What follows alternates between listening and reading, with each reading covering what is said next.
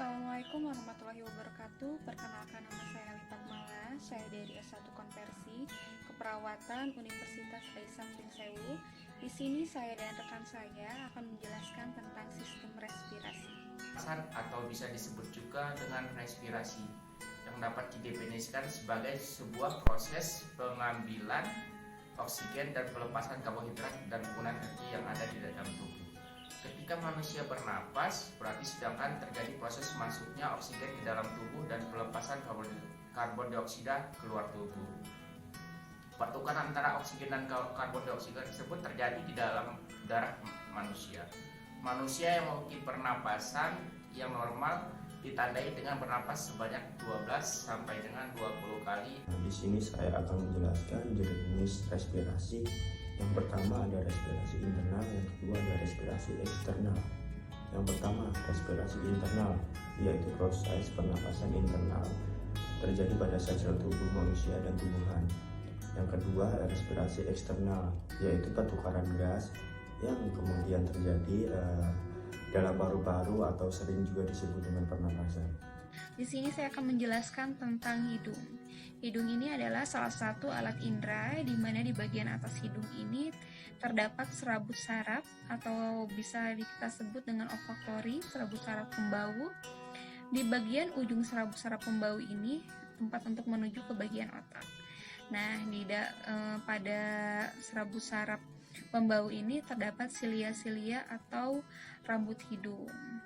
Hidung ini juga termasuk ke dalam sistem respirasi karena dia termasuk ke bagian pernapasan bagian atas, di mana di bagian hidung ini terdapat selaput lendir yang gunanya untuk menyaring partikel-partikel atau kotoran atau debu yang masuk ke dalam hidung, yang dengan alaminya akan dikeluarkan oleh silia atau rambut-rambut hidung. Jadi di dalam rongga hidung ini terdapat selaput lendir, di mana di situ prosesnya akan disaring dan akan dikeluarkan oleh silia tersebut dan rambut-rambut pada hidung. Selaput lendir ini juga bisa untuk melembabkan di bagian hidung. Nah, di dalam hidung ini terdapat rongga hidung dan juga terdapat rongga yang berisikan dengan udara. Alat-alat pernapasan yang dibagi menjadi dua, yaitu sistem pernapasan bagian atas dan sistem pernapasan yang di bagian bawah. Nah, untuk bagian atas ini, sistem pernapasan bagian atas ini terdapatnya ada hidung, faring, laring, dan trakea. Kalau sistem bagian pernapasan bawah itu yang di dalam rongga dada. Yang pertama, sistem pernapasan bagian atas di bagian hidung. Jadi udara itu kita serap masuk ke dalam hidung yang akan dibantu untuk disaring partikel-partikel atau debunya oleh selaput lendir dan dibantu dikeluarkan oleh silia atau rambut-rambut yang ada pada hidung. Nah, selanjutnya udara itu akan masuk ke bagian faring, di mana faring ini adalah percabangan 3 saluran. Yang pertama saluran ke mulut, ke hidung, dan ke trakea. Nah, kalau yang ke mulut ini namanya olar faring, dan yang ke hidung itu namanya nasofaring, dan ke tempat di trakea ini kita bisa sebut dengan hipofaring. Selanjutnya udara dari faring ini masuk ke laring. Nah, di laring ini dia terdapatnya pita suara. Jadi saat dia udaranya ini masuk ke laring, pita suaranya akan bergetar. Selanjutnya udara akan masuk ke dalam trakea.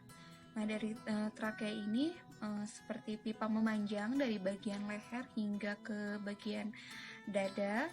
Selanjutnya dari trakea ini udara akan masuk ke bronkus kanan dan bronkus kiri. Selanjutnya akan masuk ke bronkeolus dan udara akan menyebar ke bagian ujung yang namanya alveolus. Paru-paru adalah salah satu organ vital dalam tubuh manusia, tepatnya organ respirasi yang berhubungan dengan sistem pernafasan dan sirkulasi peredaran darah. Fungsi utama dari organ ini adalah menukar oksigen dari udara dengan karbon dioksida dalam darah. Saya Rian Adi Saputra. Di sini saya akan menjelaskan tentang alveolus. Alveolus adalah salah satu organ manusia yang sangat penting yang bertujuan untuk bertukarnya oksigen dan karbon dioksida di dalam paru-paru. Volume dan kapasitas paru-paru. Volume paru-paru adalah udara yang dapat ditampung oleh organ paru-paru pada saat proses pernapasan. Sedangkan kapasitas paru-paru adalah jumlah udara yang dihembuskan dari paru-paru setelah menghirup dalam-dalam. Volume dan kapasitas paru-paru setiap manusia berbeda-beda, yaitu tergantung dari ukuran paru-paru, pola bernapas, dan kekuatan bernapas. Volume paru-paru pada orang dewasa berkisar 5 sampai dengan 6 liter.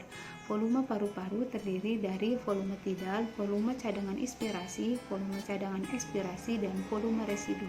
Sedangkan kapasitas paru-paru terdiri dari kapasitas inspirasi, kapasitas residu fungsional, dan kapasitas vital. Kapasitas total paru-paru berkisar 4.500 liter, dan metode yang digunakan untuk mencatat volume udara yang masuk dan keluar dari paru-paru disebut spirometri. Di sini saya akan menjelaskan tentang pengangkutan oksigen dalam darah. Sel darah merah mengandung hemoglobin yang berperan penting sebagai alat transportasi oksigen dalam darah. Sebagian besar, sekitar 97% oksigen diangkut oleh hemoglobin, sisanya 3% diangkut dalam keadaan terlarut dalam plasma darah.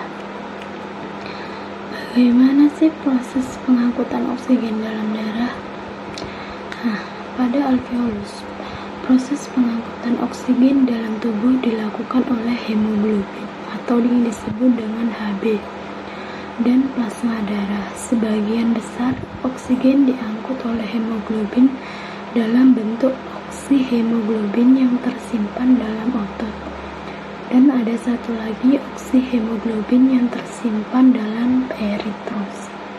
Angkutan karbon dioksida atau yang disebut CO2 adalah senyawa atau bahan kimia yang terbentuk dari satu atom karbon ditambah dua atom oksigen yang dapat dihasilkan baik dari kegiatan alamiah maupun kegiatan manusia. Karbon dioksida dalam darah diangkut melalui plasma darah atau hemoglobin atau Hb. Karbon dioksida merupakan gas yang dihasilkan sebagai sisa dari hasil proses metabolisme. Karbon dioksida atau CO2 adalah sejenis gas yang merupakan sisa metabolisme sel-sel dalam tubuh manusia. Gas inilah yang juga dilepaskan lewat hembusan napas. Ketika bernapas, tubuh menghirup oksigen yang kemudian disalurkan ke seluruh jaringan melalui sistem peredaran darah. Setelah itu, darah akan mengangkut sisa metabolisme atau zat-zat limbah yang dikeluarkan dari tubuh. Mekanisme pernafasan yang pertama ada pernafasan dada. Yang berperan penting dalam pernafasan dada yaitu otot antar tulang rusuk. Dengan ada dua cara, yaitu dengan inspirasi. Bila otot antar tulang rusuk keluar berkontraksi, maka tulang rusuk akan terangkat sehingga volume dada membesar. Ekspirasi, kontraksi otot dalam tulang rusuk kembali ke posisi semula dan menyebabkan tekanan udara dalam tubuh meningkat. Yang kedua ada pernafasan perut. Yang berperan aktif dalam otot pernafasan perut yaitu otot diafragma dan otot dinding rongga perut. Dengan dua cara, yaitu dengan inspirasi, otot diafragma kontraksi, posisi diafragma akan mendatar, menyebabkan volume rongga dada bertambah besar sehingga tekanan udaranya mengecil. Ekspirasi, otot diafragma berelaksasi dan otot dinding perut berkontraksi sehingga menyebabkan diafragma terangkat dan melengkung menekan rongga dada. Assalamualaikum warahmatullahi wabarakatuh. Nama saya Yogi Prakoso, mahasiswa S1 Keperawatan Konversi Universitas Aisyah Pringsewu. Di sini saya akan menjelaskan salah satu gangguan sistem pernapasan yaitu asma. Asma biasa disebut juga dengan sesak napas, yaitu penjelasan asma tersebut yaitu terjadinya penyempitan saluran pernafasan. Kemudian gejala yang terjadi pada asma yaitu bisa nyeri dada, batuk, nafas berbunyi atau sesak nafas. Kemudian penyebab terjadinya asma itu bisa disebabkan oleh alergi, yaitu alergi dingin, alergi debu, bisa juga alergi makanan. Kemudian ada juga aktivitas yang berlebihan. Demikianlah penjelasan dari saya. Terima kasih. Wassalamualaikum warahmatullahi wabarakatuh.